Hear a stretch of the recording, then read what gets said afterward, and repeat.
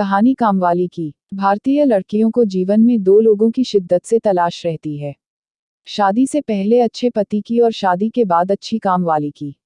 अच्छा पति अगर ज्यादा अच्छा हो तो वो लड़की को दूसरी तलाश से बचा भी सकता है। मैं चूंकि उतना अच्छा नहीं हूँ, लिहाजा मेरी बीवी की दूसरी तलाश अब भी जारी है। पिछले 1 साल में न जाने कितनी कामवालियां आईं, कितनी गईं और कितनी निकाली गईं, मगर बात नहीं बनी। हर किसी के साथ अलग रंग और डिजाइन की समस्या है। कोई सूरज की परछाई से समय का अंदाजा लगाती है और देर से पहुंचती है। किसी की मान्यता है कि काम किया नहीं निपटाया जाता है। कोई संगीत प्रेम के चलते नित नया सामान तोड़ विभिन्न ध्वनियों का आनंद लेती है, तो कोई हाव भाव से पहले दिन ही बता देती है कि सवारी अपने सामान की खुद जिम्मेदार है। वहीं कुछ ऐसी भी हैं जिनकी दिलचस्पी काम में कम और कलंक कथाएं सुनाने में ज्यादा रहती है और बकौल बीवी इंटरेस्ट न लेने पर वो हट भी हो जाती है। लेकिन जो शह कामवालियों को डेडली बनाती है वो है उनका बिना बताए छुट्टी लेना। सुबह के 7 बजे हैं। बीवी की दाईं आंख फड़क रही है। मैं कहता हूँ लगता है कुछ बुरा होने वाला है।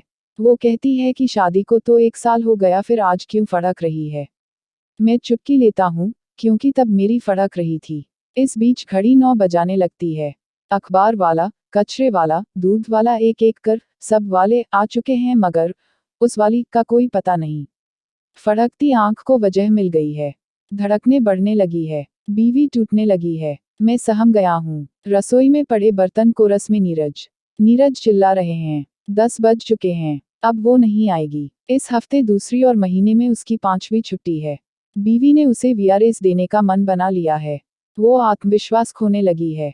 सोचने लगी है कि शायद उसी में कोई खोट है जिस वजह से कोई कामवाली टिकती नहीं। आंशिक सहमति के बावजूद मैं इसे बुरा ख्याल बताता हूँ। समझ नहीं पा रहा हूँ क्या किया जाए। अगली कामवाली से बीवी की जन्मपत्री मिलवाऊं, दोनों को कोई नग पहनाऊं, हवन करवाऊं, लाल रंग के कुत्ते को ग्रिल्ड सैंडविच खिलाऊं या फिर हरी ईंट पर गुलाबी दिया जलाऊं। कभी कभी तो मुझे ये भी लगता है इस सब के लिए मैं ही दोषी हूँ। शादी के शुरू में मैंने ही इतने हाई स्टैंडर्ड सेट कर दिए जिसका शिकार ये सब कामवालियां हो रही हैं।